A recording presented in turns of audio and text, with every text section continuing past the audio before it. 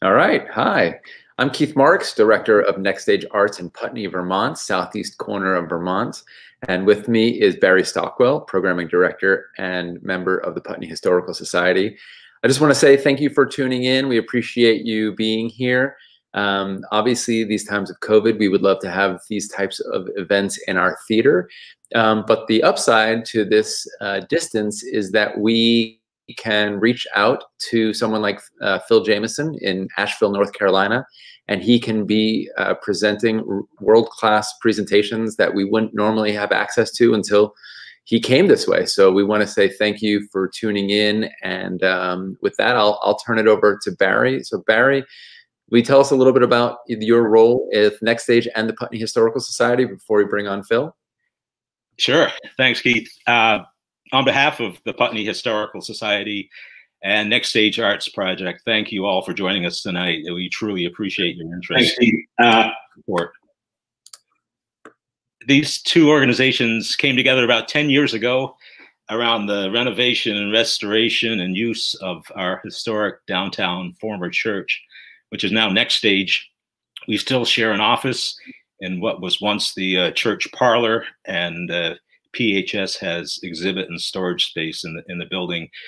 I've got a foot in both camps, and for me, our most exciting joint collaborations are projects like tonight's. And though we can't, because of COVID, we can't gather in our theater or our community room or our kitchen or out on our dance floor, Next Stage can still produce and promote events like this. We're thrilled to bring you Professor of Traditional Music and Dance, Phil Jamison, and Hoedowns, Reels, and Frolics, Roots and Branches of Southern Appalachian Dance. Phil, thanks for being here tonight. With that, we'll let you do your thing, and we'll be behind the scenes if you need anything.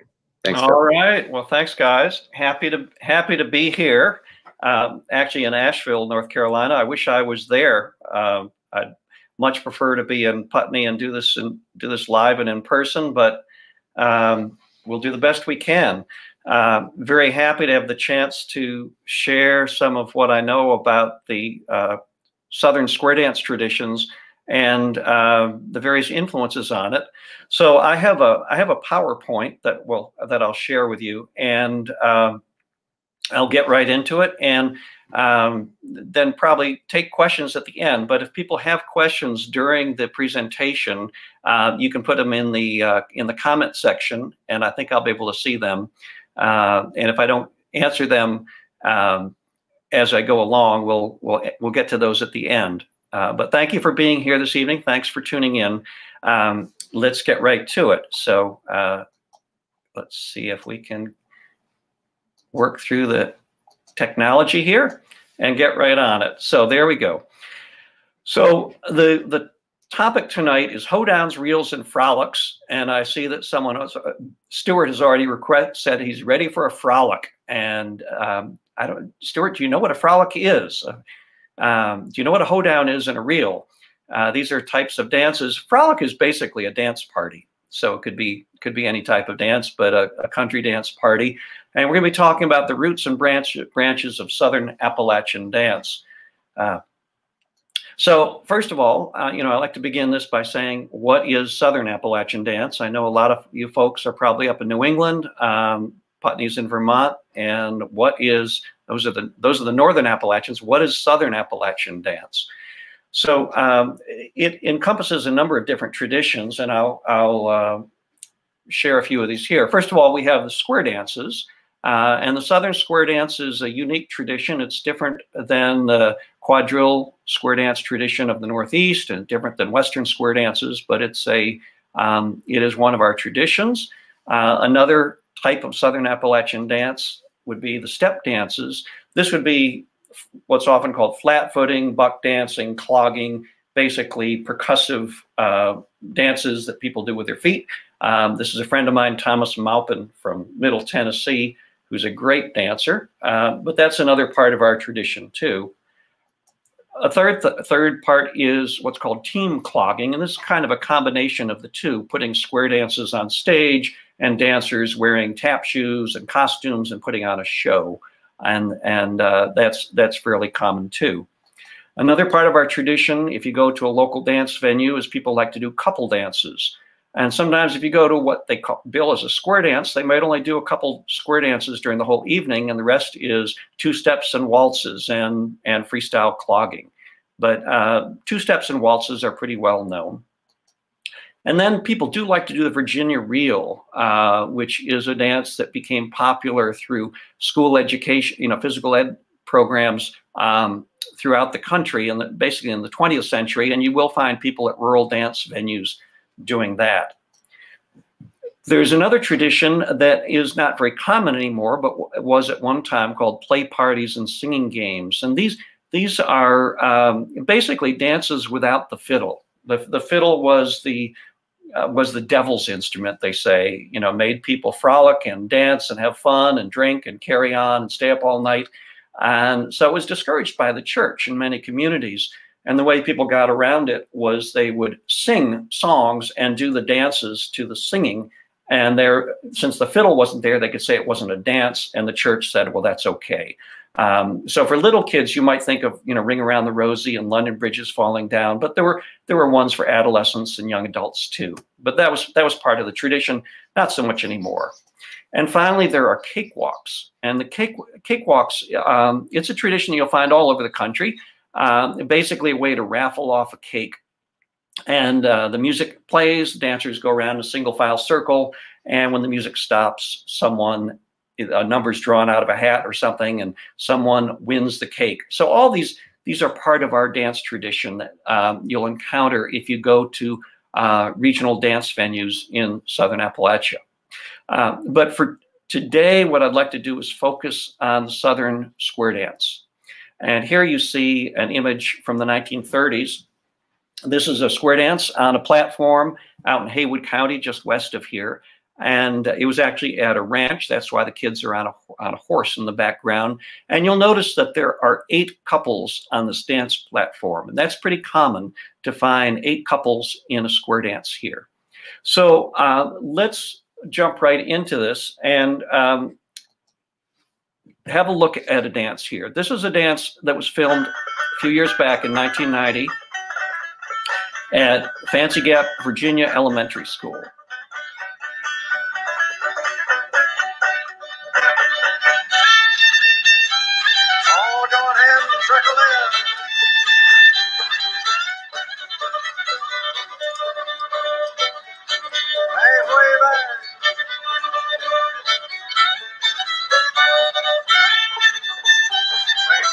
Promenade.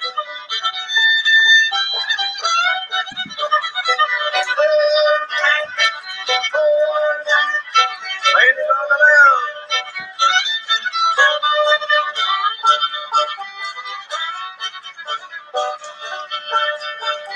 Ladies go hard, the men drop back.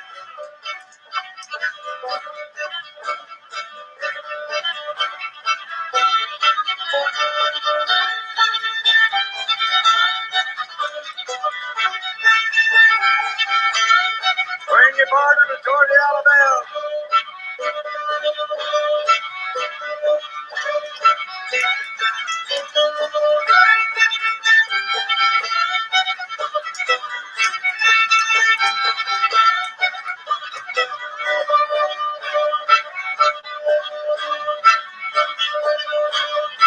Hey, tag along when you hop your hop.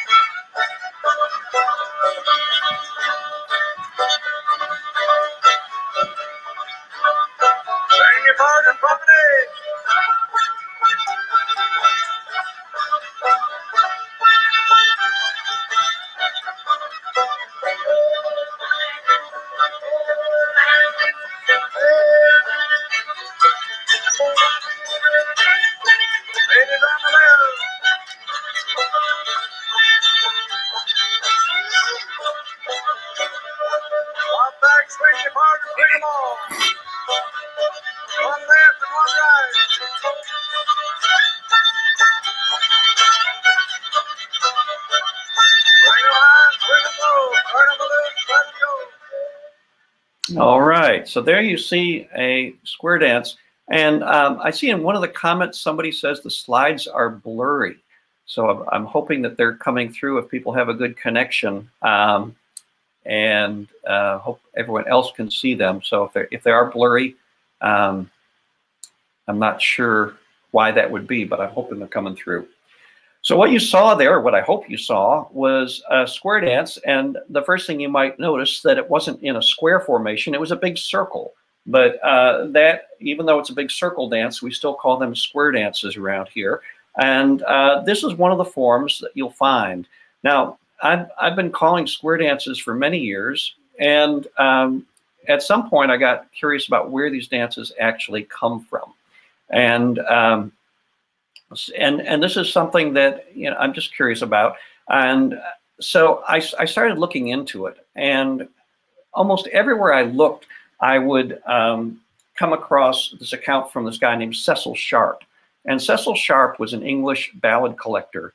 And with his colleague Maud Carpeles, they came over to this country, and they discovered that people were still singing the old British ballads in the southern mountains. And so a lot of these ballads had died out in England, and they came down here to collect ballads and hopefully reintroduce them to England. Ballads like Barbara Allen and so on, but the old ballads. So they came down on this ballad expedition, and they came through Asheville and did collecting here. And at one point, they traveled up into eastern Kentucky, and they visited the Pine Mountain Settlement School in Kentucky. And while they were there, they were collecting ballads. One of the teachers said, we have dances too. Would you like to see one of our folk dances? And they got the kids out to do a demonstration.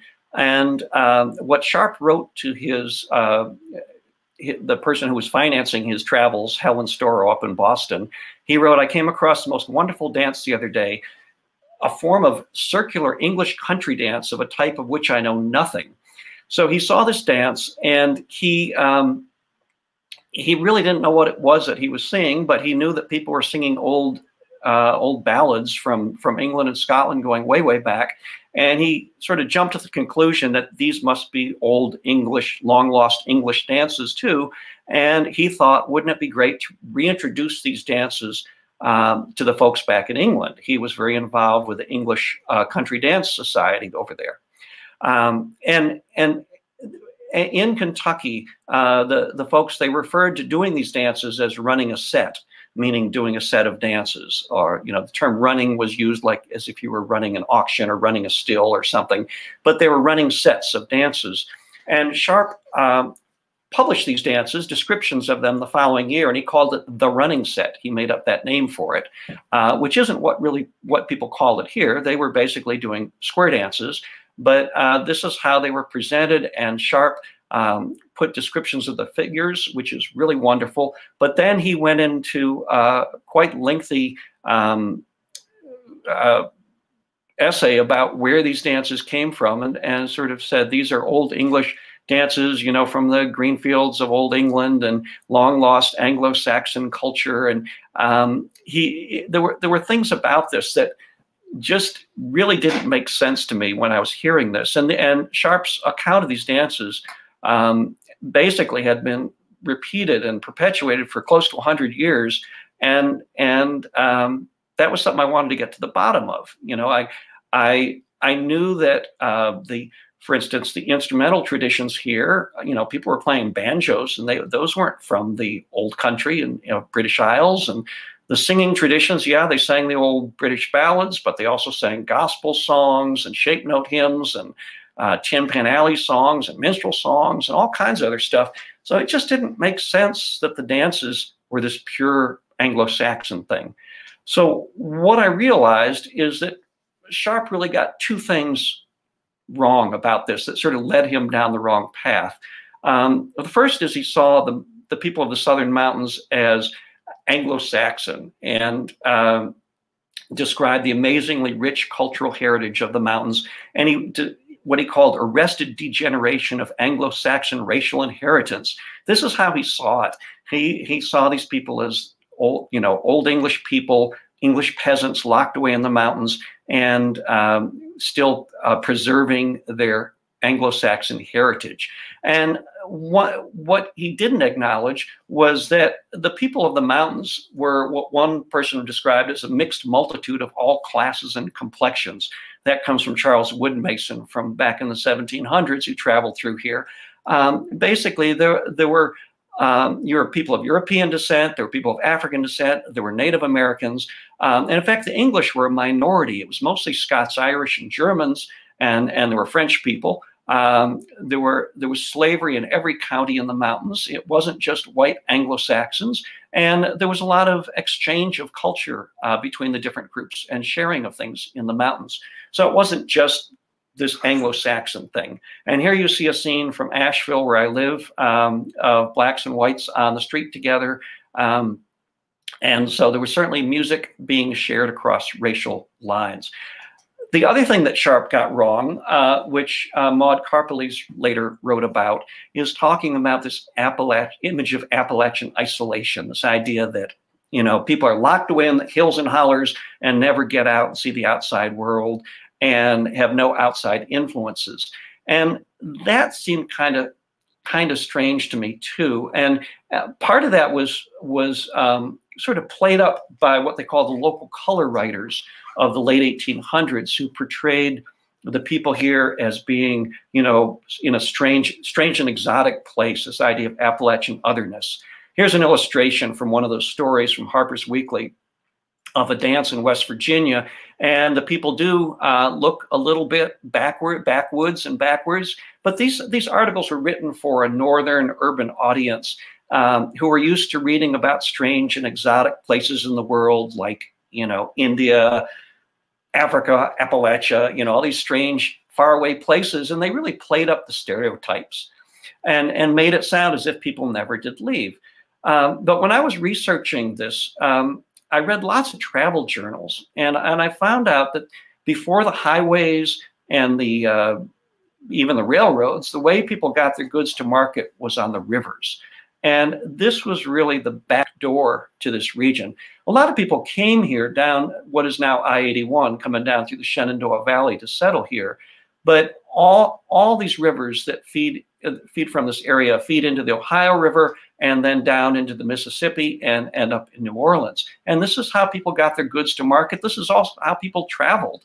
They would float down the Ohio River.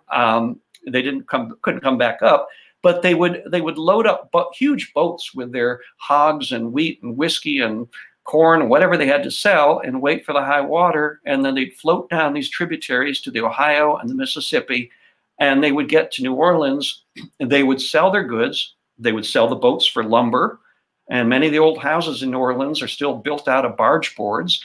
And then the people, they would walk home. They would walk 450 miles from New Orleans back up to Nashville, up the Natchez Trace, an old Indian trail, and then they'd come on back up to their homes again. And the thing about this is it's not one or two or dozens of people, but hundreds of people did this every single year from all these rivers. So not that everybody left the region, but there were people coming and going all the time. And New Orleans was, you know, the height of culture at the time. It was French territory and height of fashion. And, you know, people were exposed to a lot of different kinds of music and dance. Here's a picture of one of these flatboats. And you see there's obviously no motor, so they're just floating down the river. It would take weeks to get down there. And typically on these boats, they would hire a fiddler to be part of the crew. And the fiddler would keep people entertained. And there are lots and lots of accounts of the sound of fiddles as these boats floated by. And for you musicians out there, if you look at the Southern fiddle repertoire, so many of our dance tunes are named after these rivers. You know, you have Boatin' Up Sandy River, you have the Big Scioto, you have Three Forks of Cheat, you have Mississippi Sawyer. A sawyer is actually a submerged tree that bobs up and down with the current. But there was so much of our fiddle repertoire comes from people hanging out on these rivers. So it was clear to me that people were not just locked away in the hills, but they were coming and going all the time. So I started thinking about, well, where do the dances really come from? if they're not just Old English. And I thought, well, one clue is to think about the music. So if you think about the Southern Appalachian dance music, here's a picture of Fiddle and Powers and family. They lived in Southwest Virginia. He played fiddle, and these are 4 of his kids: banjo, ukulele, mandolin, and guitar. And they played for lots of dances in the area. So thinking about the dance music, I think, is a clue to understanding the dances, because you can't really separate the dances from the music. The two are one. So if we think about the music, the fiddle was the first instrument that people danced to, that European settlers brought to the region. And it was small, lightweight, easy to carry, but also it was an instrument that you could build yourself. You could fabricate yourself on the frontier. The top could be spruce and the back maple, and you string it up with some kind of catgut and drag a horse's tail across it, and you have a dance instrument. And this was the dance band back in the early days. So here you see in this illustration, you have a lone fiddler, though it is interesting that there is this African-American kid playing rhythm on the side of the barn at the same time. And these 2 dancers doing some kind of a step dance there on the barn floor. But this was the instrument that was used for dances before they had other instruments. So you could get a lot of the early accounts, the only instrument being played is the fiddle. But one thing that a lot of people don't realize is that the fiddling tradition doesn't just come from Northern Europe. There was a fiddling tradition in West Africa going back to the 12th century. And here you have one of these instruments. You look at that bow, it looks like a bow and arrow type bow. But it's basically a skin stretched over some kind of a gourd or something, and a stick neck with just 1 string. And they actually still play these instruments in West Africa. Here's a recent video from Ghana.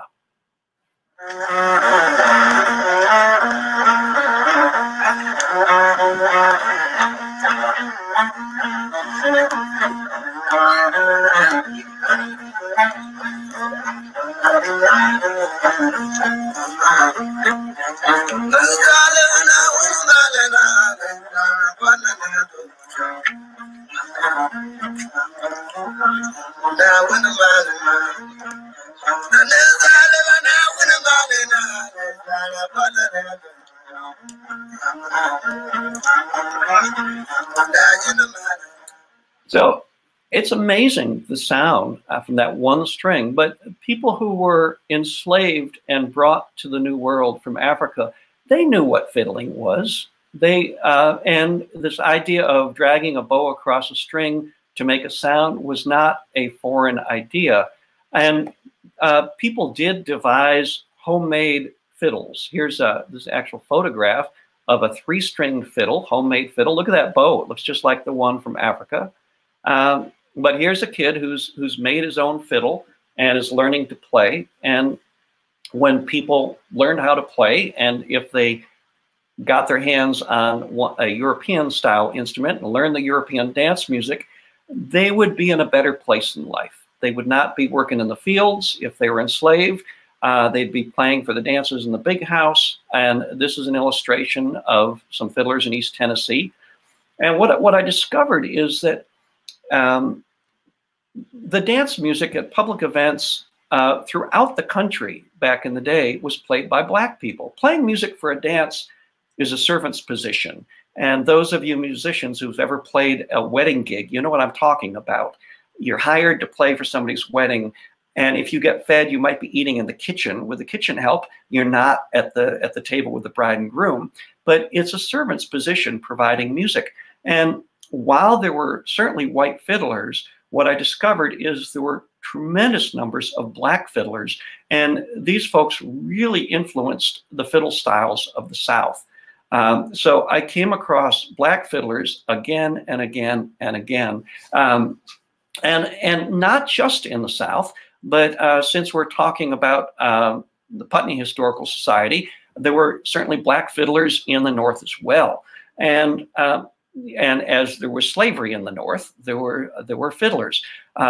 In a book by Kate Van Winkle Keller, she documents instances, references to black fiddlers, and in the times before, in colonial times, and had 40 instances in New York, Massachusetts, Connecticut, Rhode Island, all these states. You would find black fiddlers providing the music for white dancers, as you see in this illustration here too.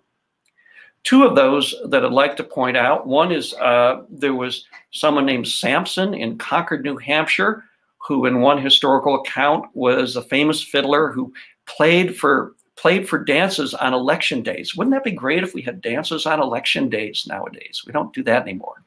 But he was the go-to guy. And an even earlier account of an indigenous player from the 1600s in Maine, somebody named Skesway, if that's how you say his name, I think, a Native American who was the go-to when you wanted to have a dance. So Native Americans also learned to play the fiddle and play for dances, as well as black folks. Here's an illustration. This is by the same artist who did the painting of the fiddler in the barn. And here you see a black fiddler playing for a white dance, a white party gathering here. This was very, very common. If people were having a party, they would send for the local black fiddler. And up near Putney, or before we get to Putney, in Washington County, just outside of Albany or up near Saratoga, was Solomon Northup. And he played for dances in the big hotels in Saratoga. And if you saw the film 12 Years a Slave that came out a few years ago, he had the misfortune of being captured into slavery. He was a free black, played for dances, and someone basically offered him a gig in Washington, D.C., and he was drugged. And next thing he knew, he was on a ship headed for Mississippi. And he took him 12 years to convince people that he was a free man and got back to his family in Washington County. But in the meantime, it was the fiddle that got him through his ordeal. He played for dances and just had a better place in life during those 12 years than the other folks who were working out in the fields. But I was going to mention John Putnam, who was an African-American fiddler, former slave in Greenfield, Mass. He was a fiddler and a dance caller and had a band. And one thing I found really interesting is back in the day, aside from playing music for dances, black folks were also the barbers. And many of the fiddlers and dance callers that I came across were also barbers. And these two occupations kind of make sense. You have your barber chair by day and go out and play dances at night. And barbershops are probably great places to get together with people to jam, play music. And, it makes you wonder about the whole tradition of barbershop quartet singing, which originally was from the African-American community once upon a time. But anyway, here's a poster from one of his dances in 1858 in Shelburne Falls. And he played second fiddle in the band. So he had a lead fiddler who could lead things out, and he would be prompting the dances at the time. But I don't know much more about him other than this, but he'd be someone to look into if you're up in that neck of the woods from Greenfield. Now, the other instrument that I want to mention, draw a little attention to, is the banjo before we get back to the dances. And the banjo, as you no doubt know, has its roots in Africa. There on the right, you see illustration of some African instruments, including one that looks a lot like a banjo. And here's an illustration of a banjo player and someone playing rhythm on a gourd beside him. This was the instrument that enslaved Africans played for their own folks dancing on plantations. So if it was a plantation frolic, chances are they'd be dancing to a banjo. But in the 1700s, black fiddlers or black musicians put the banjo and fiddle together. And there was one account I know of from the 1756 from Newport, Rhode Island, And another one from the Chesapeake Bay in 1770s, this idea of putting this Northern European fiddle with this African banjo together. And really, this is the core of the Southern String Band. And this is what created this new American style music. And is really crucial to our music. So when people were playing for dances, you know, they would bring banjos and fiddles. And this is an illustration I love of some folks going out. I don't know where this is, but in the cold of the winter, headed out to a dance gig. And they did have a cello as well, because people weren't carrying basses around with them at that point. So let's get back to the dances. And if we think about the Southern square dances, one way I approach this topic is to think about what makes these dances different than New England square dances or Western square dances. And there's certain characteristics. And the first is that they are a circular visiting couple format that can include any number of couples. So it's just not a square with 4 couples, but a big circle like you saw in that video earlier. And they have, you know, visiting couple figures, meaning one couple works their way around the circle, which is different than a quadrille where the head 2 couples do something and the side 2 couples do something. But it's this circular format. And it could be a circle of 4 couples or a circle of 20 couples. It really doesn't matter, but it's still a circular format. The second characteristic for the Southern squares is the idea that the choreography is flexible and freeform. And they're not timed out. The figures aren't timed out like a contra dance where we have 2 A's and 2 B's. They're very freeform. You basically call out the figure when people are ready for the next thing. And the choreography is flexible. As a dance caller, I can change it any way I want mid-dance. I can surprise the dancers with something new, but it's not prescribed and composed and written down like you would find in a contra dance or a Northern quadrille. So that's another characteristic. A third characteristic is this huge repertoire of distinctive Southern dance figures.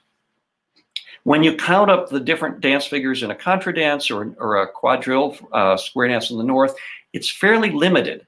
But in the Southern dances, there is a huge repertoire and distinctive figures that you don't find in other dances. You don't find people doing bird in the cage or duck for the oyster or many of these other things in contra dances or the quadrilles.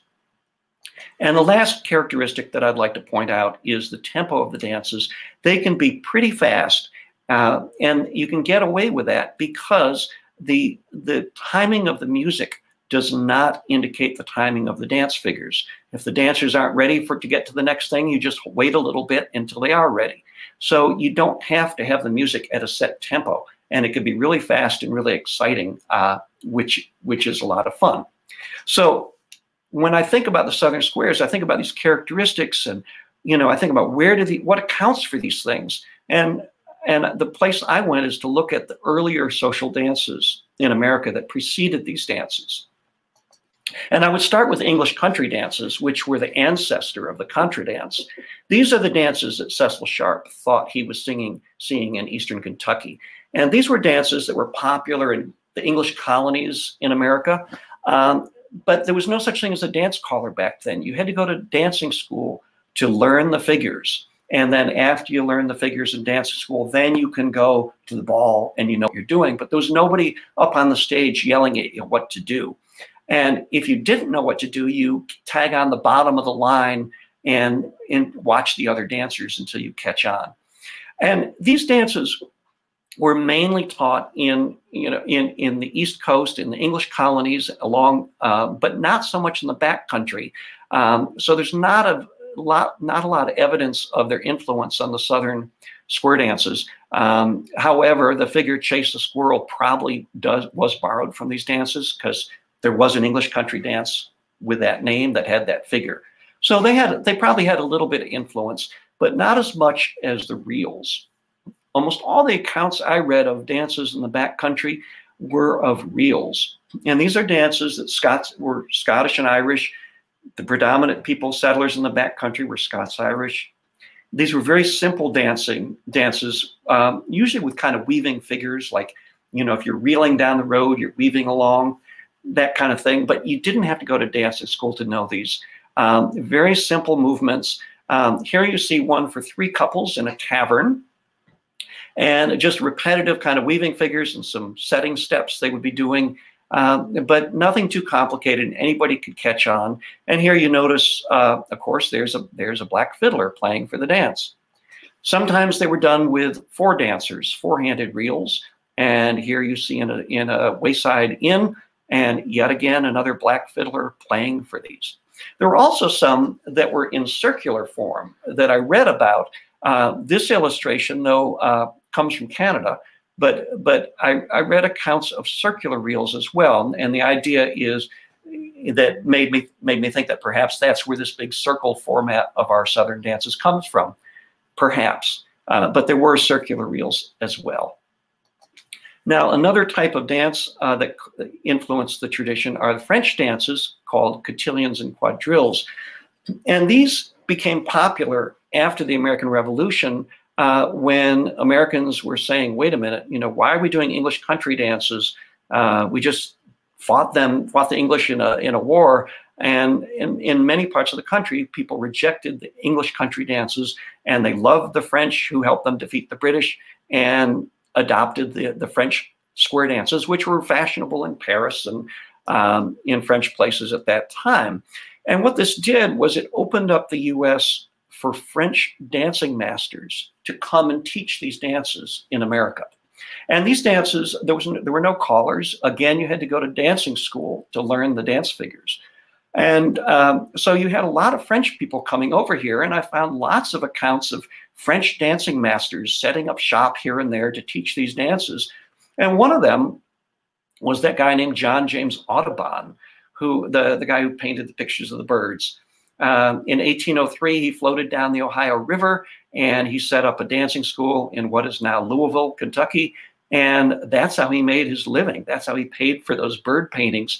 His day job was teaching dance and fiddle and flute, but he had a dancing school. And it's from these French dances that we get the 4-couple square form, and also certain other elements like the verse-chorus structure of the dances, the grand right and left, the promenade, and also French dance terminology.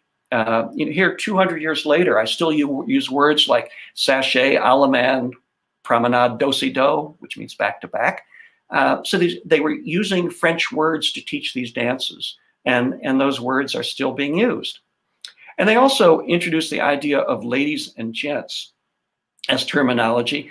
And this was sort of pushback against the church, the church didn't like all these Americans dancing, and so the idea was the dancing masters would teach etiquette as well as the dances, and so made sure that the young ladies and gents would be learning proper etiquette in addition to dances, which supposedly made these dances more agreeable to church people. Other dances that influenced our tradition were other European social dances. The Grand March, Promenade was popular way to open a ball, and also couple dances, the waltz, two-step, polka, in particular around the 1840s. These became very popular too, and some of these filtered into the tradition. There were certainly Native American dances here, and Native American dances typically were in a circular form, and sometimes they had single file circles, so perhaps that's where our single file circles come from, not sure. But very early on, there was intermarriage between European Americans and Native Americans, so there were Native Americans doing the European dances and very early on. So it's a little bit hard to see where the influence is there. The bigger influence is from the African American dances. And in Africa, the dances were generally in big ring forms. And this woman, Tinny Force, a former slave from Kentucky, described during slavery times, the big rings were the way they would do it. And here you see in the picture, there's a circle of dancers. And one of the things they would talk about, and I first saw this in a slave narrative, a narrative from a former slave, is the bird in the cage. And what I discovered that there are dances in Africa where a dancer gets in the middle of a ring of dancers and imitates a bird. And I looked in the European tradition and I could find nothing like that. So I actually believe that the figure Bird in the Cage probably has African roots, and though people dance it all over the country now, but that's probably where it started. Another former slave, Robert Anderson from Kentucky, he talked about dancing the dances like the white folks dance them, as well as their own dances. And this is sort of an interesting idea, is that people who were enslaved, they did the African dances, but they were also adopting the dances from Europe at the same time. And in this illustration, you see some dancers at a plantation frolic. And you look at these dancers, you can see it's not a big ring. It doesn't look like an African ring dance. But there's something that really identifies it as a European style dance. And what that is the male-female coupling of the dancers. In the African tradition and the Native American tradition, the dancers were not paired up male and female. That was a European thing. So you can clearly see that here. And you see over on the one side, there's the fiddler. And on the other side, there's a guy who is calling out the dance figures. And you have to think about it. These folks were not sent to dancing school. How could they know these European dances without somebody calling out the figures? And this was something that I just kind of struck me like a bolt of lightning. It took me a long time to wrap my head around the idea that dance calling could have come from the African American tradition of call and response. In African dancing, there's vocalization with the dances, and you don't see that in the European dances. So I started looking for the earliest references to dance calling. And I found a reference from the Shenandoah Valley in Virginia from the 1760s. They don't call it calling or prompting, but they say there's this is written by somebody visiting from Europe, saying he was surprised by the chanting to the sound of the violin. But by the time of the American Revolution, there are instances of slaves on plantations dancing English country dances. Now, and as I said, they weren't sent to dancing school. So how could they do these dances without somebody prompting them? The earliest documented dance caller that I've come across is 1819 in New Orleans. And then I found another one in South Carolina, 1825, Cincinnati, Boston, Lebanon Springs, New York, right near Albany. So you see, very early on, there were black callers throughout the country. And I'm not sure that calling spread from New Orleans to these other places like that in such a short period of time. I even think that it may have come from the Caribbean, where a lot of Africans were taken before they were brought to this country. And so there, I know that in I think Jamaica or some places down there, they dance quadrilles with somebody calling out the figures. So it's possible that dance calling came from the West Indies. But anyway, by the 1830s, there were black callers all over the country. And the earliest I could find of a European American caller was somebody in Michigan who was learning to call in the 1830s. At first, the dancing masters totally rejected this idea of dance calling because it's going to put them out of business. It's going to close down their dancing schools, and it did. But by the 1850s, they start putting out books saying this is the way to call a dance, and manuals on how to call. And it became the thing, and nobody needed to go to dancing school anymore. The biggest thing that dance calling did was it allowed for all the elements of all these different dances to combine into this new form. And in it, as I'd say, it democratized the dances, meaning it wasn't top down. Anybody could do them. Anybody could put together any dance figures they wanted. But it also meant that the dances could be transmitted and head west with people. So as people headed west, they took the dances with them, and it became a folk tradition. This was an oral tradition. It was not a written tradition, and the dances got passed on. And that's why, Laura Ingalls Wilder talks about her pa calling out dances and do-si-do and so on out on the prairie. That's how these dances got moved along. Dance calling was the secret ingredient. It was the glue that held everything together and really made these dances possible. Now, these dances were shared in the Black community as well as the white community. And this is a film from 1914 of an African-American quadrille. The guy on the back, when you can see his face, he's calling the dance figures. They're doing right, left through and right, left back. Circle left. Single file back and swing.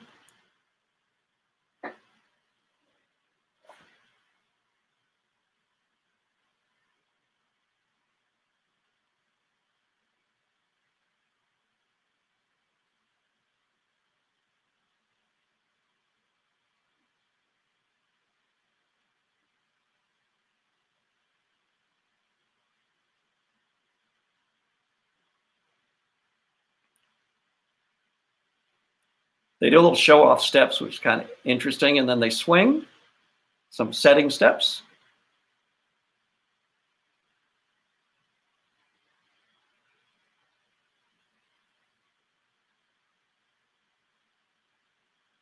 So we don't know who these dancers were or exactly where this was. They're actually dancing to a jazz band.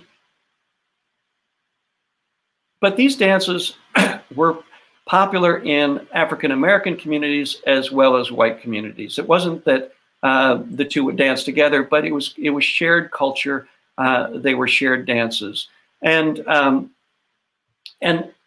you know, these dances were not just in the South.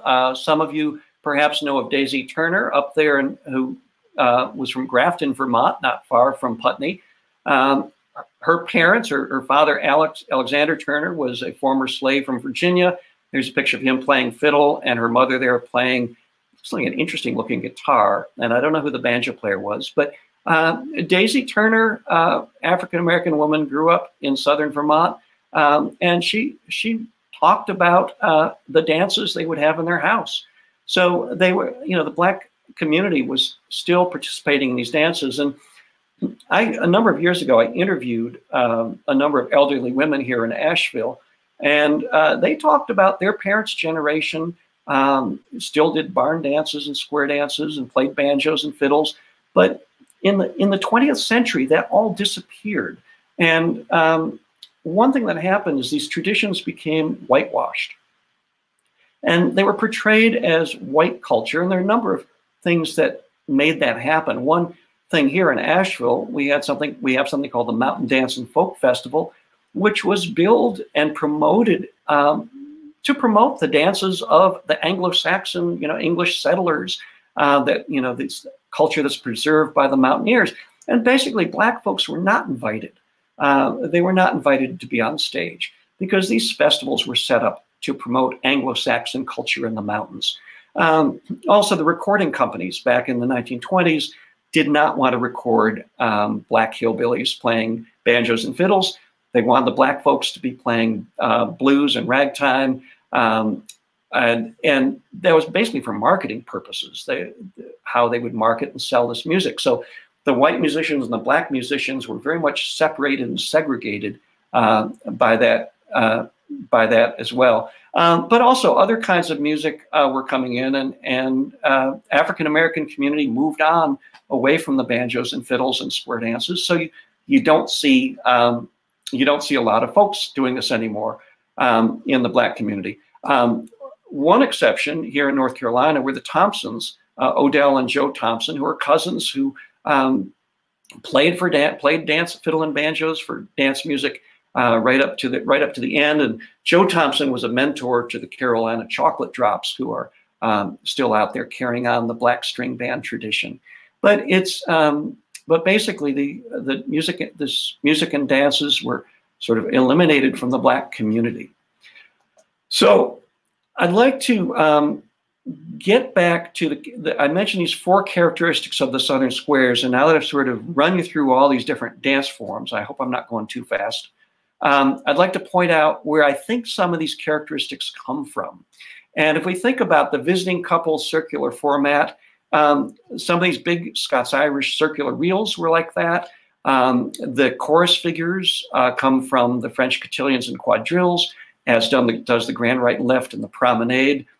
The flexible choreography and freeform timing, that's really happens because you have the dance calling. You can get away with that. You can make it up as you go. The large repertoire of dance figures. You have things like Chase the Rabbit, Chase the Squirrel, that probably comes from English country dances.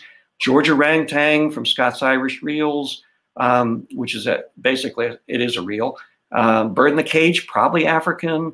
Single file circles, perhaps from Native American dances. And then the Grand March shows up in these dances as well. The fast tempo, again, I would say it's the African American dance calling that makes that possible, because it makes the dances flexible. So with that in mind, this is the video that we looked at earlier, and I'm going to show it to you again.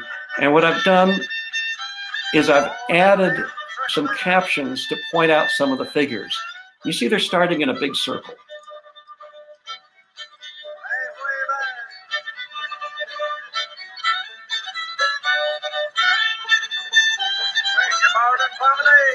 So here they swing their partner in Promenade, and that's what they call waltz swing, which comes from the German waltz. The Promenade from the French quadrilles and the Grand March.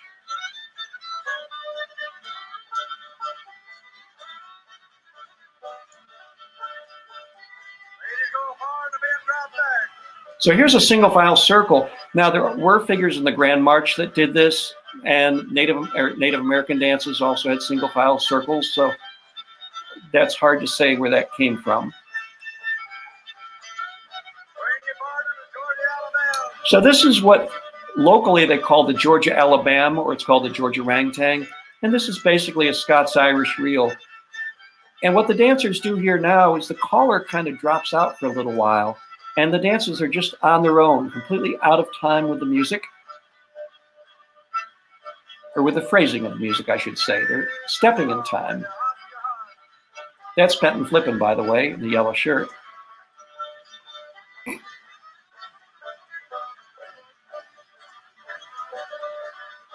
So each couple goes and finds a new couple. There's visiting couple things, very freeform. And this is often how dances are done around Mount Erie.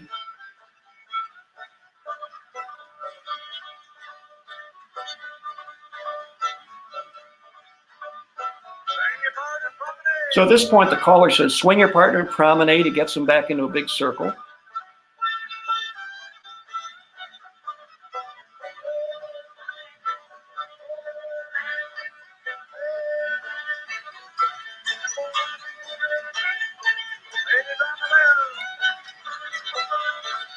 So they get back in a big circle and do a closing figure. And this is something, there's a figure in the French quadrilles called the jig figure, where they swing everybody. And when we saw the African-American quadrille, they were doing the same thing, swinging each of the people.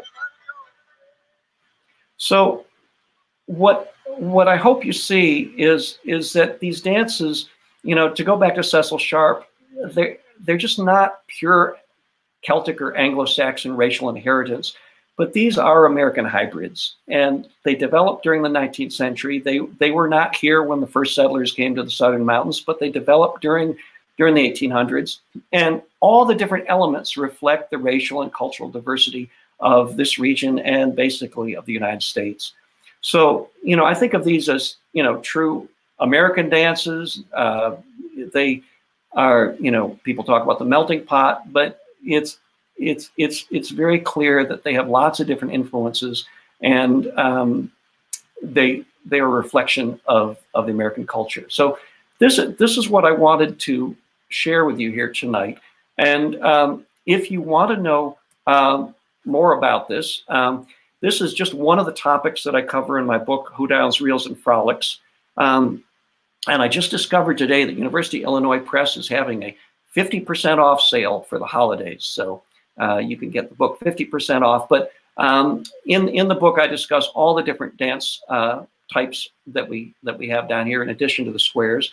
I also have a website with lots of resources on it, including videos and audio files of early dance callers from the 1920s, films of flatfooters and buck dancers and Charleston dancers and so on. So feel free to check out the website. And I'd certainly like to thank the folks at Next Stage. Thanks to Keith and Barry for hosting this, and glad to support the Putney Historical Society.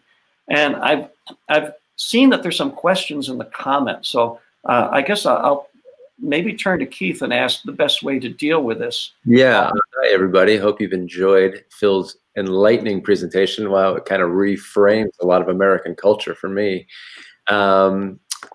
So yeah, we'll start here. Andy has a question here. It says, Phil, if you get a chance, can you talk a bit about syncopation in Southern fiddling? Is this perhaps the influence of the banjo? Thanks. Yeah. Hey, Andy. Well, I mean, people attribute the syncopation in Southern fiddling to the African influence on it. There's something that I've been spending a lot of time thinking about recently, which is totally nerding out about, is the influence of the banjo on the music. And I really think that it did change the rhythm of the music. And when I think about in the South, the banjo was the accompanying instrument to the fiddle, and in the North, the accompanying instrument more likely would be the piano. And what I found is that if you listen to a Southern fiddler and a Northern fiddler, there's a very different rhythmic emphasis going on. And I think about it like this: is when I first learned banjo, I learned that the rhythm with your right hand is bum diddy bum diddy bum diddy bum diddy. And when I listen to Northern fiddle tunes, that is the rhythm I hear. Like if it's St. Anne's Reel, it's dum da da dum da da dum da da dum diddy bum diddy bum. I hear that. And when I listen to Southern fiddle tunes, a lot of times what I hear is not bum diddy, but diddy bum diddy bum diddy bum diddy bum, which starts the music ahead of the beat. And it very much matches a lot of the stepping that we do. If you're a flat footer or a clogger, it's a shuffle step, da da dum da da dum da da dum. And I really see that as perhaps an influence of the banjo overlaid on the fiddle tunes that that you don't hear in the Northern fiddle tunes. So next time you're listening to a Southern or a Northern fiddler, see if that's true. But that's but certainly the syncopation, it perhaps is from the banjo or from other things. Great, thanks, Phil. There's another question here. It relates to the video that you showed twice of the group, the varying dance steps from the video you showed. It says there's a man in jeans and a white shirt kicking his legs out while doing the free figures. Right. Where does this kick improvisational style come from?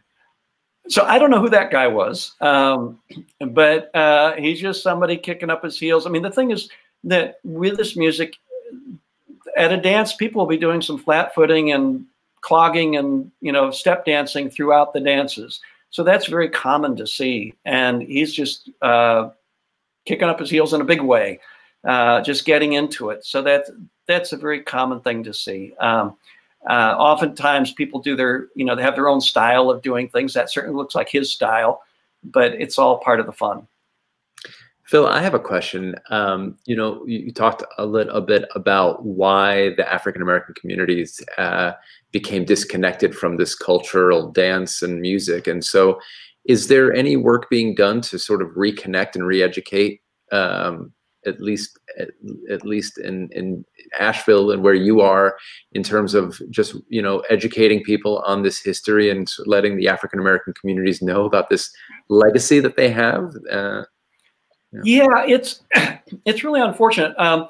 There is a conference here in Asheville every year about African Americans in Western North Carolina. And a few years ago, after my book came out, I did a presentation there about this very topic. And there were a number of folks from the local Black community who came up to me afterwards and said, yes, we'd always seen the cloggers at the Mountain Dance and Folk Festival. We just always thought this was just, you know, British Anglo-Saxon stuff. We didn't know we were part of the story. That doesn't mean they're going to run out and get banjos and fiddles and start square dancing. But there's a lot of Black folks don't know the history behind this, and a lot of white folks don't either. You know, a lot a lot of people just don't know what's behind it. And it's sort of a hidden history, which I think is like a lot of things in America that, we talk about Black Lives Matter and African-American influence on U.S. culture. It's all through our music. I mean, can you name a style of music or dance that's American that doesn't have Black influence? I can't. So it's there. The Carolina Chocolate Drops are probably the leading folks who are out, performing, picking up this music and reviving it. But for the most part, they're playing to white audiences. But there are a handful of people of color who are getting into this music and these dances and doing it. But it's a very small minority. So one last question from Joe Crawford. Joe asks, have you made any connections to Quebecois dance? I'm seeing several similarities. Oh, boy. Well, Quebecois dance, yes, I'm sure there are similarities, and they probably have some very similar roots obviously from the quadrilles and from the reels. Look at who settled there. So from Scots-Irish as well as French. But yes, there are certainly similarities. I can't say that one influenced the other, except they have similar roots. Well, Phil, thank you so much. You really delivered a lot of information and kind of reframed a lot of cultural norms for a lot of us, I think. And this has been a great presentation. I'm so thankful that you were available to do this. And Barry, thank you so much for shouldering and bringing this. And Phil has a Putney connection. His brother Tom lives here in Putney as part of the Putney Historical Society. So we want to give a big nod to Tom and the Putney Historical Society. Tonight has been a fundraiser for them, so we're excited. Phil, thank you for coming, and yeah, I think that's our presentation. Well, thank you so much. It's great to do this, and I hope when we get, I want to call a dance again. I want to be dancing again. So maybe sometime in the near future we can get up there and do a dance in person. That sounds great. In the meantime, everybody stay safe and stay healthy, and hope to see you on the dance floor. Thank you, guys. Thank you. Have a great night, everybody. Thank you.